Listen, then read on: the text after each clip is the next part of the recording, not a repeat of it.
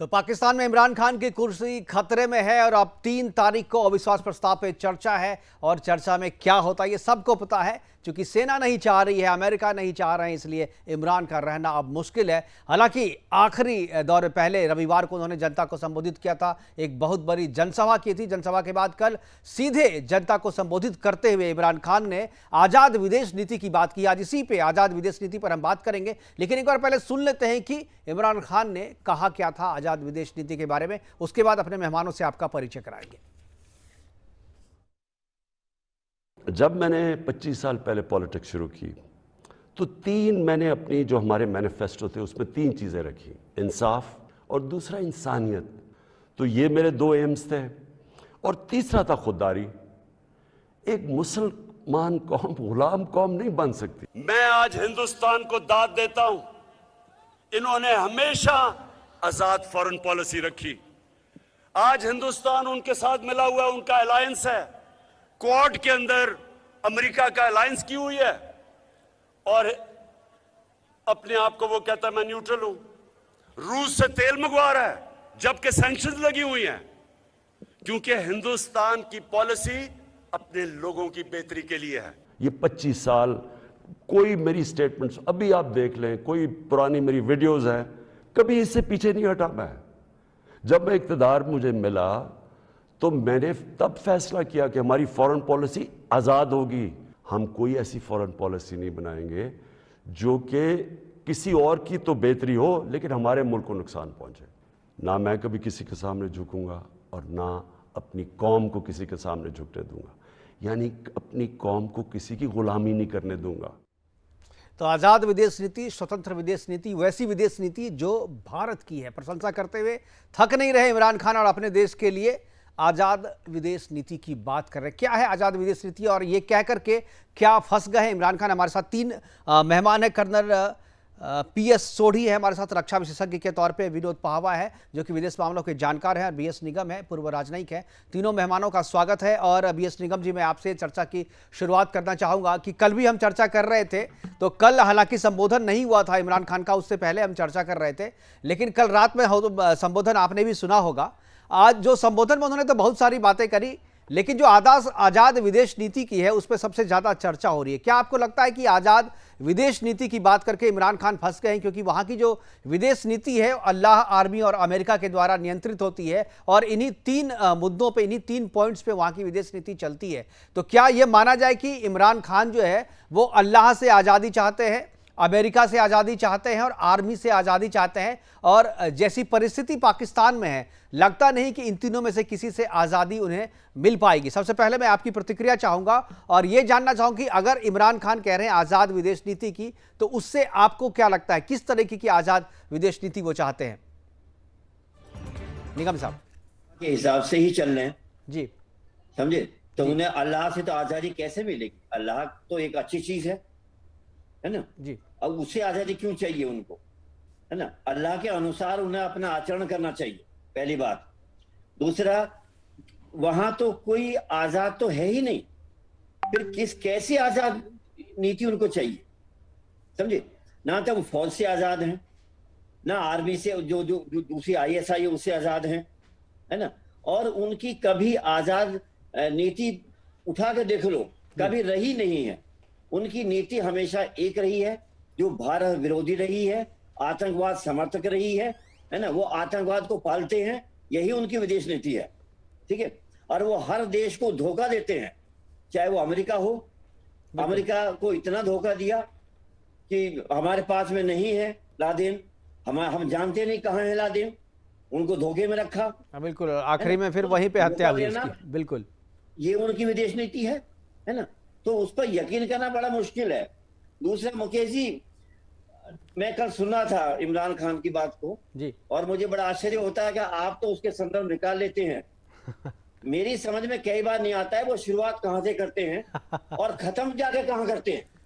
कुछ पता नहीं वो कहना क्या चाहते हैं। बिल्कुल, ऐसा लगता है कि वो हिंद महासागर में जाके गोते लगाते हैं और शुरुआत करते हैं हिमालय पर्वत से, है ना। पर फिर भी बधाई आपको, आप कहीं ना कहीं संदर्भ निकाल के और अपने मतलब की चीज जो है और हमारे मतलब की चीज जनता के मतलब की चीज उसको बिल्कुल निकाल लेते बिल्कुल, मुझे हैं। लग रहा है कि तो सोढ़ी ये साहब आजादी सुन नाम की कोई चीज मुझे दिखाई देती नहीं है सर। बिल्कुल, कर्नल सोढ़ी सुन रहे हैं और पाहवा जी भी सुन रहे हैं। इन लोगों ने भी संदर्भ निकाला है। मैं इनसे सोढ़ी जी, मैं आपसे जानना चाहूँगा, जैसा कि अभी निगम जी कह रहे थे कि भाई उनकी तो विदेश नीति अब तक जो है वो भारत के खिलाफ रही है, कश्मीर के खिलाफ रही है और अमेरिका के पक्ष में रही है, चूंकि अमेरिका ही गाइड कर रहा है उनकी विदेश नीति को। लेकिन अब जो इमरान खान कह रहे हैं, तो क्या ये माना जाए कि उनके विदेश नीति, जो आज़ाद विदेश नीति की बात कर रहे हैं, तो क्या इमरान ये संकेत दे रहे हैं, क्योंकि एक बार सीधे तौर पे भारत की विदेश नीति की वो तारीफ कर चुके हैं, कल भी उन्होंने तारीफ की भारत के विदेश नीति की, और पूर्व में जो उनकी विदेश नीति रही है और अब जो आज़ादी चाह रहे हैं अपने पूर्व के विदेश नीति से, तो क्या ये माना जाए कि भारत से रिश्ते सुधारने की बात कर रहे हैं, या भारत से रिश्ते सुधारने के नाम पे वो जनता से वोट लेना चाह रहे हैं? क्योंकि अब तो अगला जो रास्ता है 3 तारीख के बाद जो है, जब ये हटेंगे वहां से, जब इनको हटा दिया जाएगा, तो तब तो ये पूरी तरीके से चुनाव में ही, जब क्योंकि वो रविवार से ही जनता के बीच में जा रहे हैं, पहले उन्होंने बड़ी सी रैली की, उसके बाद कल जनता को सीधा संबोधन किया उन्होंने, तो चुनावी मोड में इमरान खान आ गए हैं। तो क्या इस बार जो उनकी जो चुनावी पॉलिसी है या चुनावी जो एजेंडा है, क्या भारत के पक्ष में होगा? क्योंकि अक्सर जो भी सरकारें पाकिस्तान में आई है वो भारत का विरोध करके आई है, भारत विरोधी एजेंडा पे वो चुन के आई है। तो क्या ये संकेत हम माने कि इमरान खान जो कह रहे हैं वो अलग अलग विदेश नीति की बात कर रहे हैं, तो इसमें भारत के पक्ष में या भारत से दोस्ती वाली विदेश नीति की बात कर रहे हैं वो? जय हिंद मुकेश जी। जी जय हिंद। मुकेश जी, 1971 में जब इमरान खान 18 साल की उम्र के थे जी। तो उन्होंने पाकिस्तान के लिए अंतर्राष्ट्रीय क्रिकेट खेलना शुरू किया। वो तब जानते थे कि वो जितने छक्के मार लें, जितनी विकेट ले लें, वो पाकिस्तानी क्रिकेट टीम में तभी रहेंगे जब तक पाकिस्तान क्रिकेट बोर्ड चाहेगा। 66 साल की उम्र में 3 साल पहले जब इमरान खान पाकिस्तान के प्रधानमंत्री चुने गए, तब भी उनको यह एहसास था कि मेरे पास पूरी सीटें नहीं थी और मेरे को पाकिस्तानी आर्मी ने मेरे को एडिशनल सपोर्ट दिलवाया जिसे आज मैं प्रधानमंत्री बनाऊं। तो इमरान खान जानते हुए कि पाकिस्तान में आर्मी के कहे बिना कुछ नहीं होता, उन्होंने जब वो प्रधानमंत्री नियुक्त हुए, उन्होंने पहली बॉल ही उन्होंने गलत खेली, क्योंकि पाकिस्तान में रीत रही है कि जो भी ऑपोजिशन का लीडर होता है उसको पब्लिक अकाउंट कमेटी पीएससी का चेयरमैन बनाया जाता है, जो कि पाकिस्तान के पैसे पे देख रेख करता है। अब कायदे से शहबाज शरीफ जो पीएमएल नवाज के चेयरमैन थे और ऑपोजिशन लीडर थे, चुने गए थे 2018 में, कायदे से शहबाज शरीफ को पीएससी का चीफ बनाना था, लेकिन इमरान खान ने कई महीने तक शहबाज शरीफ को नहीं बनाया और फाइनली आर्मी के चीफ जनरल कमार बाजवा को बीच में आना पड़ा और कहना पड़ा आप प्लीज शहबाज शरीफ को पीएससी का चेयरमैन बनाइए। उसके बाद 3 साल तक इमरान खान का कार्यकाल चलता रहा। पिछले साल सितंबर में जब पाकिस्तानी आर्मी चीफ कमार बाजवा ने उनको एक फाइल भेजी जिसमें लिखा था कि लेफ्टिनेंट जनरल नदीम अंजुम को नया डीजी आईएसआई नियुक्त किया जाए, तो इमरान खान 3-4 हफ्ते उस फाइल के ऊपर बैठे रहे। तब जनरल कमार बाजवा को यकीन हो गया कि अब इमरान खान मेरे लिए ठीक नहीं है और इमरान खान ने वापस जाना है। और जो ये 8 मार्च को ये नो कॉन्फिडेंस मोशन मूव हुआ, ये उसी के तहत था, क्योंकि आर्मी ने इमरान खान से अपना दिल उठा लिया था।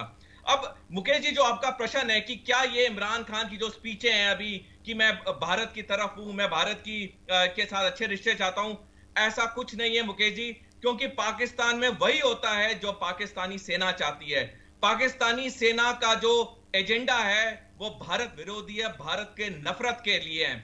जब 1947 में पाकिस्तान हमसे एक दिन पहले आजाद हुआ, तब से लेके पाकिस्तानी सेना ने पाकिस्तान की 2 मुख्य चीजों पे अपना पूरा कंट्रोल रखा, डिफेंस रक्षा पे और फॉरेन पॉलिसी पे, विदेश नीतियों पे।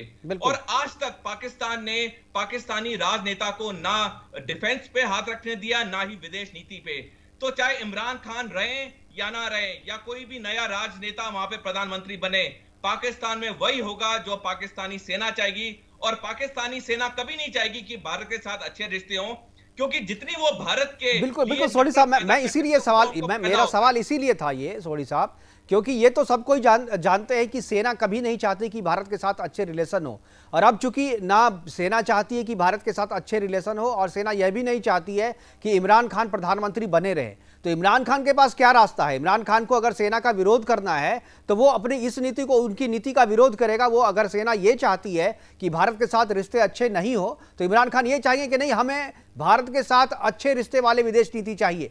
और जनता, क्योंकि देखिए इस पूरी लड़ाई में पाकिस्तान की जनता तो कहीं दिख नहीं रही है ना, उनका कोई स्टेटमेंट तो नहीं, कोई पोल नहीं हुआ है, कोई सर्वे नहीं हुआ है कि जनता क्या चाहती है, क्या वो इमरान खान को हटाना चाहती है, क्या वो जो नई विदेश नीति की बात कर रहे हैं जनता को कितना समर्थन मिलेगा। मुझे लगता है, और मैं पाहवा साहब मैं आपसे भी ये जानना चाहूँ कि मुझे लगता है कि इमरान खान पूरी तरीके से चुनाव में जाने के मूड में है और उनको पता है कि उनकी कुर्सी अब उनके हाथ में नहीं है। 3 तारीख को औपचारिक घोषणा होगी, वो प्रधानमंत्री नहीं रहेंगे, लेकिन 3 तारीख के बाद इमरान खान क्या करेंगे? वो तो पॉलिटिकल व्यक्ति हैं, तो राजनीति में जाएंगे, चुनाव में जाएंगे, तो चुनाव में उनका एजेंडा क्या होगा? मुझे लगता है उस एजेंडा की घोषणा जो है इमरान खान ने पहले से कर दी है। और आज़ाद विदेश नीति, क्योंकि अब तक पाकिस्तान में जितने भी चुनाव होते रहे हैं वो सारे चुनाव भारत के खिलाफ होते रहे, भारत के खिलाफ मैंडेट मिले चाहे नहीं मिले, लेकिन सेना उसी तरीके से उसको डाइवर्ट करती रही है। तो मुझे लगता है कि शायद इमरान खान जो है आज़ाद विदेश नीति की बात कर, जो इंसाफ, इंसानियत और खुददारी की बात कल उन्होंने की थी कि हमारी ऐसी नीति होगी जैसे कि भारत की स्वतंत्र विदेश नीति है, और इसी मुद्दे को लेकर के वो जो है जनता के बीच में जाना चाहते हैं। पाहवा साहब, मैं आपसे जानना चाहूंगा कि क्या कल जो इमरान खान ने स्वतंत्र विदेश नीति की बात करी, भारत की जो तारीफ की, हालांकि कश्मीर का मुद्दा भी उछाला, क्योंकि पाकिस्तान जब भी कोई बात करेगा, कोई भी प्रधानमंत्री, तो कश्मीर का मुद्दा जो है वो रहेगा ही, तो हालांकि कश्मीर का मुद्दा भी उन्होंने उठाया। लेकिन जो स्वतंत्र विदेश नीति की बात करी है, क्या आपको लगता है कि इमरान खान इसी नीति की बूते अगले चुनाव में जाएंगे पाकिस्तान में? नहीं, ऐसी कोई बात नहीं है।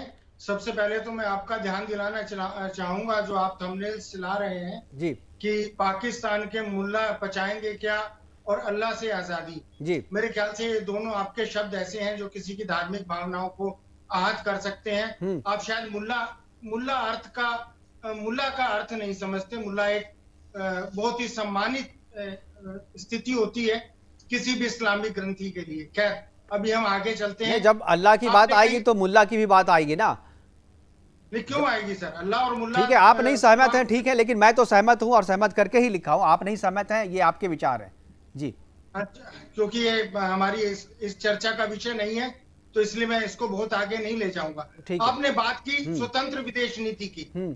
ऐसा है सर, अगर पाकिस्तान भारत का विरोध नहीं करेगा और अगर भारत के चुनावों में पाकिस्तानी एजेंट नहीं बताए जाएंगे विपक्षी, तो सेकंड वर्ल्ड वॉर के बाद जो बंटवारे हुए थे, चाहे वो हिंदुस्तान का हुआ था, चाहे वो कोरिया का हुआ था, चाहे वो जर्मन का हुआ था, तो उस येल्टर संधि का अस्तित्व ही खत्म हो जाएगा, जिसके अंतर्गत पश्चिमी ताकतों ने बंटवारे किए थे और आमने सामने दो मुल्क ऐसे खड़े किए थे जो एक दूसरे के विरोध करते रहे। अगर आज हम अमेरिका के पाले में चले गए हैं तो वो रूस के पाले में चला गया है। और जहां तक स्वतंत्र विदेश नीति की बात है, निसंदेह हमारी विदेश नीति स्वतंत्र रही है। और आपको याद होगा कि डॉक्टर मनमोहन सिंह ने अमेरिका के सामने झुकने से मना कर दिया था जब उसने पाबंदी लगाई थी कि ईरान से तेल नहीं लेना है। दुर्भाग्य से 2016 के बाद हमने उस चीज को भूल गए और हमने ईरान से तेल लेना बंद कर दिया। आज हम रूस से रूबल के और रुपए के जो हमारे 1993 का समझौता है उसके अंतर्गत हम लेना चाह रहे हैं, लेकिन वो कहां तक ले पाएंगे या नहीं ले पाएंगे, क्योंकि हमें भी अमेरिका की तरफ से धमकियां मिल रही हैं। अब उसके सामने हमारी रीढ़ कितनी सीधी होती है और कितनी नहीं होती है, ये तो आने वाला वक्त बताएगा। बिल्कुल। दूसरा, आपने कहा कि इमरान खान का भविष्य क्या होगा, इमरान खान 3 तारीख के बाद क्या करें। देखिए सर, ऐसा है कि जब भी कोई राजनेता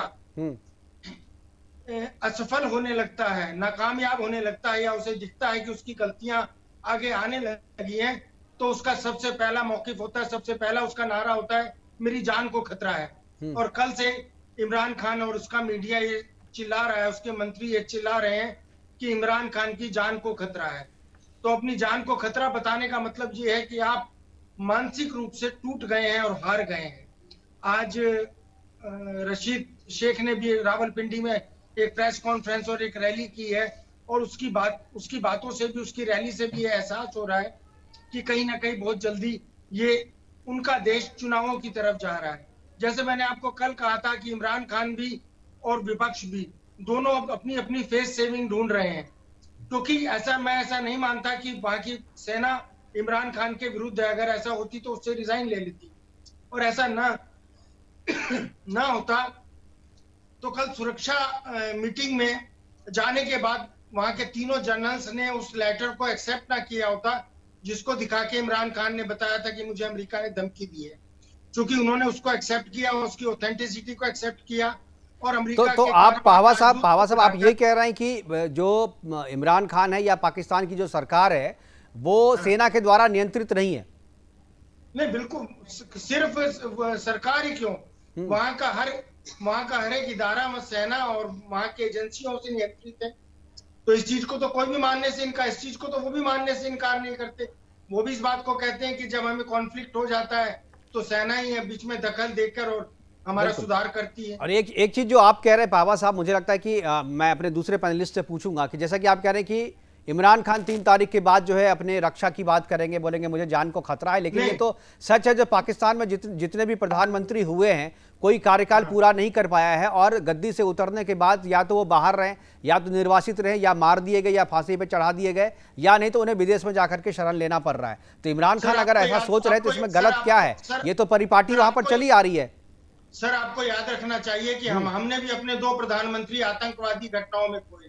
नहीं, आतंकवादी घटनाओं में प्रधानमंत्री को खोना और उसकी तुलना पाकिस्तान के प्रधानमंत्री की हत्या से करना, या भुट्टो को जो फांसी चढ़ा दिया गया, जो तख्ता पलट किया गया है, उससे तुलना करना कहीं से भी ये जायज नहीं है। मुझे लगता है निगम साहब जवाब देंगे। निगम साहब, क्या आपको लगता है ये दोनों तुलना सही है? ऐसे तुलना करनी चाहिए? नहीं, बिल्कुल नहीं करनी चाहिए मुकेश जी। दोनों का कोई कंपेरिजन नहीं है जी। हमारी मैच्योर डेमोक्रेसी है। हमारे यहाँ प्रधानमंत्री अगर अपना सरकार में अगर चुनाव में हार जाते हैं तो जनता जनार्दन के सामने जाकर के बड़ा विनम्रता से स्वीकार करते हैं कि हमें जनता का फैसला मंजूर है। बिल्कुल, हम बदले की भावना से काम नहीं करते। कभी इतिहास देख लीजिएगा, एक इंदिरा गांधी को हमने जरूर जेल में डाला, वो भी उस समय की बात रही होगी। बिल्कुल, अदरवाइज सारे प्रधानमंत्री बड़े सेफ हैं हमारे यहाँ, किसी को हमने देश निकाला नहीं दिया। बिल्कुल, और आपने सही कहा है, भुट्टो को तो न केवल फांसी लगाई गई थी, बिल्कुल, जो बेनजीर भुट्टो की किताब है, की हत्या हुई, बिल्कुल, और अब अभी नवाज शरीफ, परवेज मुशर्रफ बाहर में शरण लिए हुए हैं। तो ये तो वहां की डेमोक्रेसी, पता है कि वहां की डेमोक्रेसी कैसी है और किस तरीके से वहां पे चलती है। अगर मैं अल्लाह और मुल्ला की बात कर रहा हूं कि क्या मुल्ला पचा पाएंगे, मुल्ला का मतलब जो पाकिस्तान के जो कट्टरपंथी है, क्या उस बात को पचा पाएंगे कि कोई व्यक्ति, कोई प्रधानमंत्री अगर ये कहे कि अल्लाह से आज़ाद हमारी विदेश नीति हो, तो इसको वहां के मुल्ला किस तरीके से पचा पाएंगे? मुझे नहीं लगता है कि इसमें किसी को आपत्ति होनी चाहिए। सोडी साहब, क्या आपको लगता है कि ये जो चीज़ है कि हम अल्लाह से अलग चाहते हैं, आर्मी से अलग चाहते हैं, अमेरिका से अलग चाहते हैं, इसमें इसको मुल्ला पचा पाएंगे कि नहीं पचा पाएंगे? इस बात में आपको कहाँ आपत्ति लगती है इसमें? मुकेश जी, ये इमरान खान ने जो इतनी बड़ी बात कही है, इस बात में कोई दम नहीं है, क्योंकि पाकिस्तान में अल्लाह, आर्मी और अमेरिका के बगैर कुछ नहीं हो सकता है। बिल्कुल, और सबसे बड़ा हाथ जो है वो है पाकिस्तानी सेना का।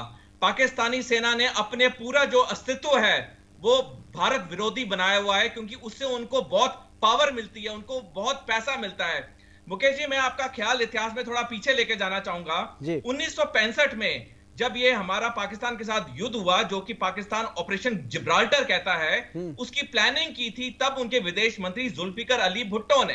अब जुल्फिकर अली भुट्टो ने कहा था 1965 में कि पाकिस्तान एटम बॉम्ब बनाएगा चाहे हमें घास खाना पड़े। बिल्कुल, आज जो पाकिस्तान की आर्थिक प्रॉब्लम है वो उस नीतियों पे है, क्योंकि उन्होंने पूरा अपना जो ध्यान है वो अपनी सेना पे रखा है। कोई भी अच्छा देश होगा, चाहे रूस चाहे भारत को देखिए, वो पहले अपनी आर्थिक शक्ति मजबूत करते हैं, फिर सैनिक शक्ति मजबूत करते हैं, और अगर हो सके तो परमाणु हथियार बनाते हैं। पाकिस्तान ने इसका बिल्कुल विपरीत किया। पाकिस्तान ने अपना पूरा जान, तन, मन, पैसा सब उन्होंने सेना पे लगाया, और आज जो पाकिस्तान की आर्थिक हालत है वो ना इमरान खान की गलती है, ना पाकिस्तानी अवाम की गलती है, वो पाकिस्तान की भारत विरोधी नीतियों की गलती है, जो आज पाकिस्तान को इस मोड़ पे ले आई है, जहां पे कुछ महीने पहले पाकिस्तान के प्राइम मिनिस्टर ऑफिस के पास 3.5 लाख रुपए नहीं थे अपने महीने का चाय का बिल देने के लिए। बिल्कुल, एक चीज में मैं सोडी साहब आपसे और पाहवा जी, मैं आपसे और निगम जी आपसे भी, तीनों अपने पैनलिस्ट से ये जानना चाहूंगी, कल जो इमरान खान संबोधन कर रहे थे, उस संबोधन